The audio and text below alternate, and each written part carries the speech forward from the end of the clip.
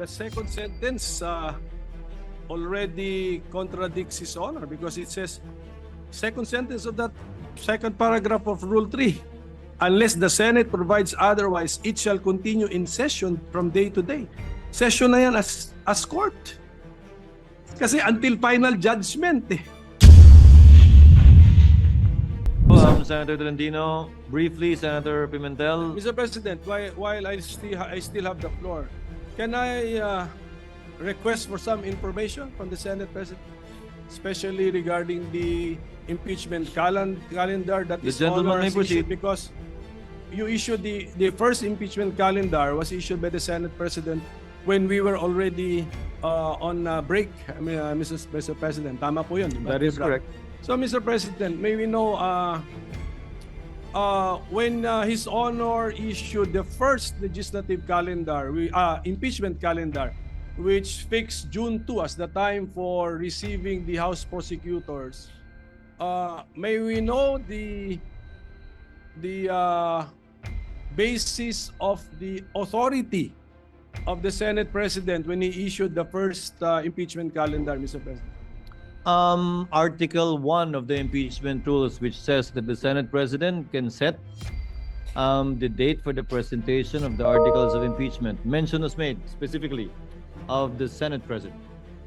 And also we were on recess. So the Senate President at that time, Your Honor, issued a suggested calendar of activities. I was very clear when I stated that. Subject to plenary approval when we resume, because you were already on recess at that time. The second notice sent by this representation was made also while we were on recess. And I also stated that it was subject to plenary approval and or reversal, as the case may be, given the load that we need to take up after the LEDAC meeting. So, yes, Mr. President, I noticed that no one from the majority was complaining about the original or initial impeachment calendar issued by the Senate President. So we were all looking forward to the date where there should be some action on the impeachment, which is Yes. June 2. Supposedly, So, yes. Yes, supposed to be. Kaninang 4 o'clock yung the prosecutors from the House of Representatives should have appeared before us to read the articles of impeachment. But then this was changed. So from June 2, changed by the Senate President also, now June 11. it's June 11 at 4 p.m.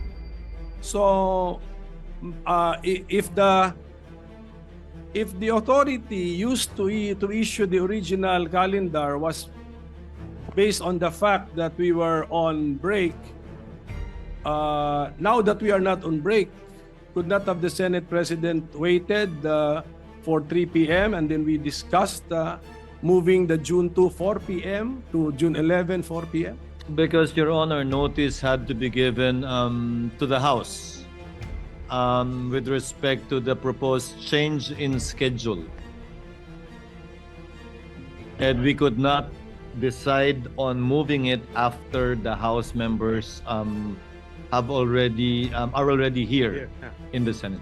That was the reason behind it. That was His Honor's judgment call, Mr. President. Yes, Mr. President. Yes, Your Honor. Just on another matter, Mr. President, yung appearance ba ng House prosecutors ay nasa Senate impeachment rules or you just took this from American practice, Mr. President? It is not in the rules. That was lifted from American practice because what was done before was that the majority leader, the Senate majority leader, was the one that read the articles of impeachment that was referred to the Committee on Rules that triggered the convening of the impeachment court. When we researched on it, we thought it was more proper, given that we should have no part in it, in the impeachment trial, in the prosecution of the impeachment case, that the prosecutors should themselves read the articles of impeachment, as is the practice in the United States, where we lifted most of our impeachment rules. So it's an innovation. But although, had we done it, hindi naman, I don't think it would be fatal or make the proceedings infirm. So it's just not, to use the term of the majority leader, textually required under the existing Senate impeachment rules. Hindi pa ba? No. What was required by our rules, if at all, was the referral of the impeachment complaint in plenary. Because mere filing with the Secretary General does not often by itself operate as the receipt by the Senate in plenary, given that, as with any communication, it has to be referred in plenary, officially by the Senate as a body. Mr. President, Sige, Mr. President. Mr. President, with the permission, Senator Tolentino is recognized. What is your pleasure, sir? would the loaded question of the good minority leader, if decoded, would mean that should the presentment be made before the Senate sitting as a plenary, or should the presentment be made before the Senate constituted as an impeachment court? Baka yun po yung tanong nyo. But it was the Senate President to research on American practice. How do they do? How do they do it in the United In States? plenary, Your Honors, not as an impeachment court. Because again, mere receipt by the SecGen does not operationalize or start the process of impeachment. Any communication, and that is a communication from the House, must be referred by plenary to the appropriate committee for proper action. That in turn will now trigger, if at all, the convening of the impeachment court, where the regular processes would now be followed, such as the issuance of summons, etc., etc. May we know the rule, Mr. President, that it I'm should sorry? be? May we know what the specific rule is? That in the rules, or is that by practice or costumbre? Tingnan niyo ano rule. Under Rule 3, Paragraph 2, upon presentation of the articles to the Senate shall specify the date and time for the consideration of the articles. Yes, but So the articles need to be presented to the Senate. yes, but so your Honor is reading our Senate impeachment rules. Yes. Correct. So when we use the Senate in the Senate impeachment rules, we're talking about, we could be talking about the Senate as the impeachment court. Because We it's the have- Senate. And by virtue of the procedure in Articles 1 to 3, we have not yet convened the court, Your Honor. For example, succeeding rules in our impeachment rules, 4 onwards, would pertain to the Senate already as an impeachment court, because that is already the trial proper, beginning with the issuance of summons. Mr. President, the second sentence already contradicts His Honor, because it says, second sentence of that second paragraph of Rule 3, unless the Senate provides otherwise, it shall continue in session from day to day. Session na yan as court. Kasi until final judgment eh. Yun na yun eh. So, the use of, when we use Senate in the Senate impeachment rules, we refer to the Senate as the court. Mr. President, According to the Secretariat, Your Honor, the dividing line is when we take our oath as senator judges and convene as such. Because we will be wearing 2 hats, Your Honor. As senators, performing our legislative and legislative function, and as members of the impeachment court, performing our sui generis function.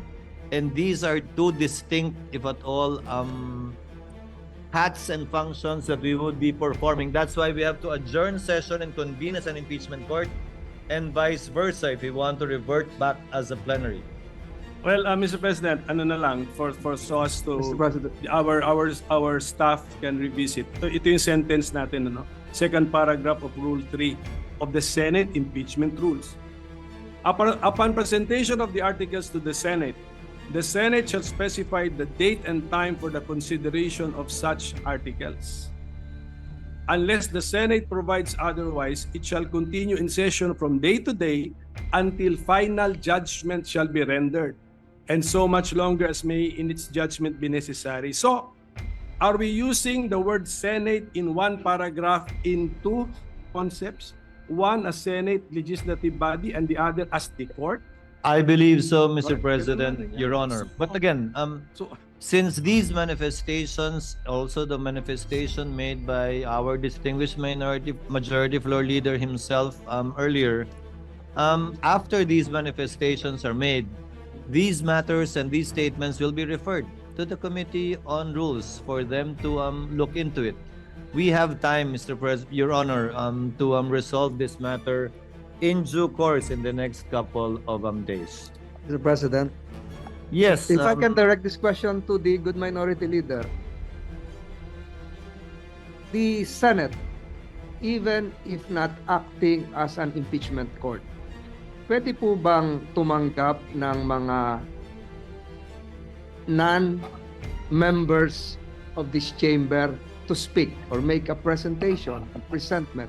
Di po ba naaalala natin ng mga nakaraang panahon, pumupunta rito yung President of Vietnam, if I'm not mistaken, distinguished guests of this chamber are allowed to speak, not just honored. Ganun po ba yung sinasabi nyo? Na baka are the members of the House, though constituted as panel of prosecutors, can they enter the Senate, this chamber, constituted as a plenary or as an impeachment court or both? Pag pinapayagan ng Senado. Baka ganun po siguro ang gustong Okay. malaman ng ating minority Oo. leader. just for the information of the majority leader, yung appearance of the House prosecutors before the Senate kanina sanang 4 o'clock, June 2, appeared in the impeachment calendar prepared by the Senate President. Hindi ako may idea nun. At saka, when we read our Senate impeachment rules, wala din dun yun. So they will That's be why- appearing that's why it's before an impeachment court. Yun po. That's why this is the request for information. Now, what did the Senate President have in mind when he scheduled this for June 2? And I think it's clearly, since 4 p.m. siya, it's clearly an appearance before Senate, Yes. the plenary session of the Senate. Again, the Yes. basis is U.S. practice. That is how they do it in the United States, where we lifted portions of our own impeachment rules. That's where it came from. Practice and precedents in the United States. And per our legislative rules, we can waive the rules so that we can allow suspend the non-members rules to allow speak. it. Di ba dito, recently nagsalita rin si former UN Secretary Korean, General. South Korean. Huh? The South Korean. Yes, the UN Secretary General. So That can be so we allowed. can do it. Yes. Again, that can be allowed. Again, plenary action is necessary, and the plenary will decide on this matter. So just a few more requests for information, Mr. President. So, Mr. President, His Honor, around 4 days ago, sent notice that the June 2, 4 p.m. appearance of the panel of prosecutors will be moved to June 11, 4 p.m. Yes. So, okay. Now, what is now the calendar that His Honor has in mind? Kasi dati meron kang June 2, 4 p.m. appearance, then June 3 morning, we convene the Senate as an impeachment court. So where is that? Where is this convening now? Where is it now when you move the Sabay- appearance to June 11? Sabay na po, because by that time, by June 11, wala na rin po tayong hinahabol na kailangan i-second or i-approve kung meron man, ratification na lamang ng mga bicameral conference committee reports. And we will be doing both at the same time. If at all, the reading of the articles of impeachment, the referral to the Committee on Rules, the convening of the impeachment court, if at all again, the oath of the senator judges, if at all again, all that we can do as an impeachment court would be to issue summons Yes. Oh, requiring the respondent to answer within 10 days.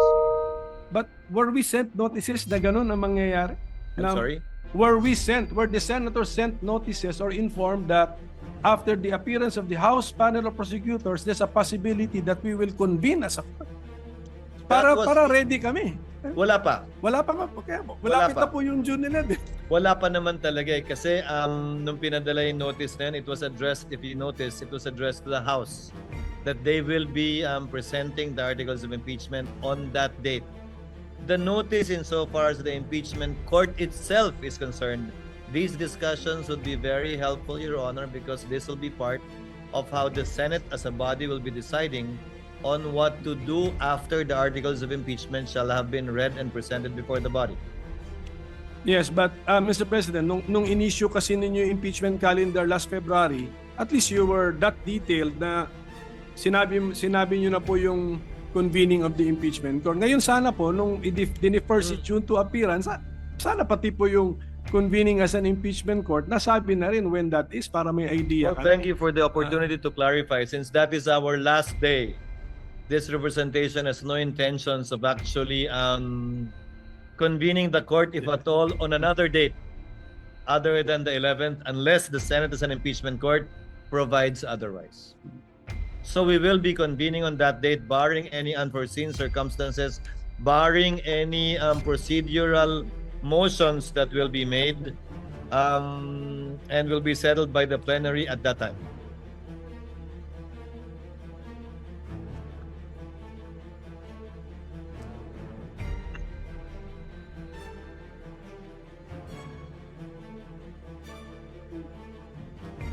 Well, Mr. President, it was just, ito lang for the consumption of our staff and secretariat. It was just pointed out to me that the rule that we mentioned earlier, second paragraph of Rule 3, yung first paragraph pala, it provides that nakapag-oath na. Nakapag-oath na ang member. So if that is now the dividing line, we have crossed the line. So, Senate na po ito as a court. So tingnan na lang po muli, Mr. President. Mr. President, Your Honor, the first paragraph refers to consideration of the articles of impeachment. The second paragraph, we were not part of the Senate that wrote these rules. The first paragraph, it mentions the word consideration. The second paragraph mentions the word presentation. In terms of time, presentation should come first before consideration, although as it appears in our rules, consideration was mentioned first in the first paragraph and before presentation in the second paragraph. But in terms of order, Your Honor, presentation should logically come first before consideration of the articles of impeachment. And then For there is nothing to consider unless presented. And then in the next breath, it talks about the trial na. Yes, again, we had no part in writing these rules. Okay, I so would not yes, want to critique it as well because during those times, perhaps, this was apt and sufficient. So Mr. President, maybe now, kasi ang media nagtatatanong sa akin, pinapa-speculate pa ako na, just for the record, what is now the reason that His Honor has taken the initiative to reset the June 2, 2025 4 p.m. appearance of the panel of prosecutors before the Senate plenary to June 11, 4 p.m. What's in the main letter reason, addressed to Speaker Martin, copy furnished to all of the senators as well as Vice President Sara Duterte. Given the meeting we had at LEDAC with His Honor's presence, several bills needed to be approved and taken up before we finally finish and wind up the 19th Congress. Meaning to say, some bills need to be approved on second reading within the week today, so that we can do third reading next week. Some bills have to be approved on third reading today and within this week, so that bicameral conference committees can finalize and iron out the disagreeing provisions between the Senate and House versions, so that we would still have time next week to either ratify these bicameral conference committee reports or still do third reading in compliance with the constitutional requirement of 3 readings on 3 separate days, at least 3 days after it's approved on second reading. So, sige, last question na lang, Mr. President. Per our rules or practice, how would we now react to the receipt of the articles of impeachment last February 5, 2025? How should the Senate, as a legislative body in plenary session, react to that receipt? In line with Article 1 of our impeachment rules, which makes mention of the authority and responsibility of the President of the Senate That is why I set the schedule for the articles to be read in plenary, which in turn would trigger, if at all, the creation of the impeachment court, which, if at all, would now proceed with the issuance of summons for the respondent or defendant. Would not the impeachment complaint received last February 5, 2025 be included in the reference of business?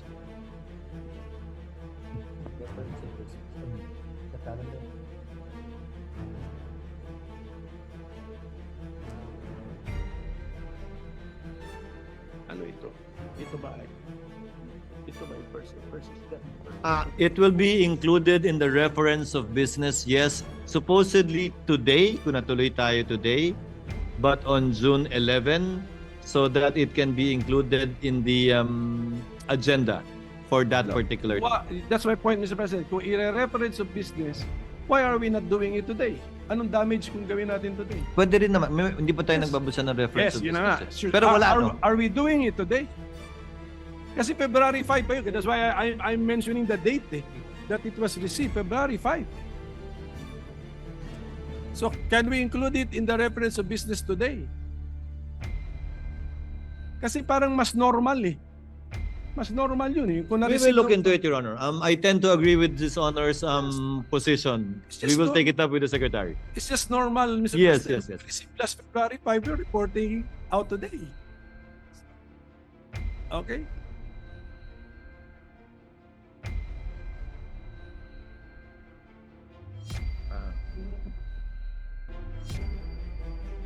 Off the record, they explained the reason behind it. But I tend to agree with Your Honor, and I'll ask the Secretary to consider it. Because in the past, as they said, it was the majority leader who read it, and not the prosecutors, supposedly. So it was included in the reference of business, referred to the Rules Committee, and the majority leader was the one who reported it out, quote unquote. But now, given that it's the prosecutors that will read the articles of impeachment, again, following U.S. practice and precedent, the Secretary thought it best that it'll be included in the agenda on that day because there is no referral to the Committee on Rules. But again, we will look into it and we will take the suggestion of the gentleman in light of the points he raised in connection with that. Because I believe there should have been also a letter accompanying the impeachment complaint. There must have been a cover letter from the House. So, parang ganon. So we can... Only by the section, not by the Speaker nor any member of the House. Yes. But is a letter from the SecGen also a communication from the House? It was a covering letter only. Yeah. So I think this is just an opinion. I tend to agree, Your Honor. It's more natural that we report out if something happened last February 5, late evening of late in the session on February 5. Something happened, we report it out. So it's more natural if we report it out immediately, Mr. President. So I tend to agree, Your Honor. That's again. my point, Mr. President. I will take it up with the committee secretary. So with that, Mr. President, I thank you for answering my questions. Thank you, Your Honor. I just wanted to request some information. Thank you, Mr. Thank you, Honor. What is the pleasure of the Honorable Antiveros? Salamat, Tabi, Mr. President. Gusto kong magdagdag ng point dun sa binanggit pareho ng majority leader, ng minority leader at pati ng Senate President. Yung references sa US practice and precedent. Kaugnay nung isa sa mga issue na pinag-usapan dito sa floor. Kung pwede ba o dapat bang mag-carry over yung impeachment process mula sa 19th Congress hanggang sa 20th Congress. And I would just like to put this on the record, Mr. President. Galing po ito sa isang piyesa authored ni UP Professor Paulo Tamase, nag-appear po sa June 2025 issue ng Philippine Law Journal. Sabi po dito, Emerging Issues in Impeachment, page 19 dun sa journal, allowing impeachment to cross over Congresses is consistent with American practice. Following the practice of the United Kingdom, Thomas Jefferson's Manual of Parliamentary Practice states that an, quote, impeachment is not discontinued by the dissolution of Parliament, but may be resumed by the new Parliament, close quote. The US Congress na binanggit ng Majority Leader, ng Minority Leader at ng Senate President, the US Congress has observed this for over 200 years, from the 1803 impeachment of Judge John Pickering to that of Judge Porteus in 2009. In Congress, impeachment proceedings are not discontinued by a recess. The following impeachment proceedings extended from one Congress to the next. 5 halimbawa, Mr. President, sa article na ito. Babangkitin ko lang yung pang-apat kasi yun pamilyar sa ating mga Pilipino. 4. The impeachment of President Clinton was presented to the Senate after the Senate had adjourned sine die. After, Mr. President, the Senate had adjourned sine die for the 105th Congress, and the Senate conducted the trial in the 106th Congress, Mr. President. So, for the record lamang po, dahil very, very pertinent sa binanggit ng Majority Leader, ng Minority Leader, at pati ng Senate President na following US practice and precedent. And with one very recent concrete example po dun sa impeachment ni US President Clinton. So I hope that we can consider this in our own decision-making, Mr. President, even after the rescheduled presentation by the House prosecutors to the Senate as an impeachment court on 11th June. Salamat tabi, Mr. President. Duly noted and entered into the records. Majority Floor Leader. Just to reiterate again, yung nabanggit ko po kanina nga, magkaiba yung sa Philippine Senate at US Senate kasi ang naiiwan sa US Senate tuwing mag-ieleksyon ay 67 senators, enough to constitute a quorum out of 100 senators and enough to convict or acquit.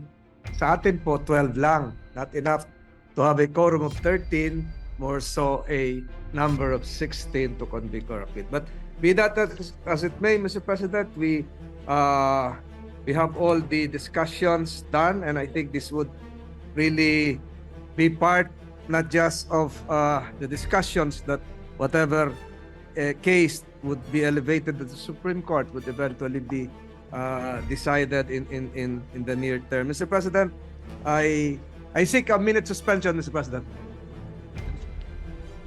Session is suspended.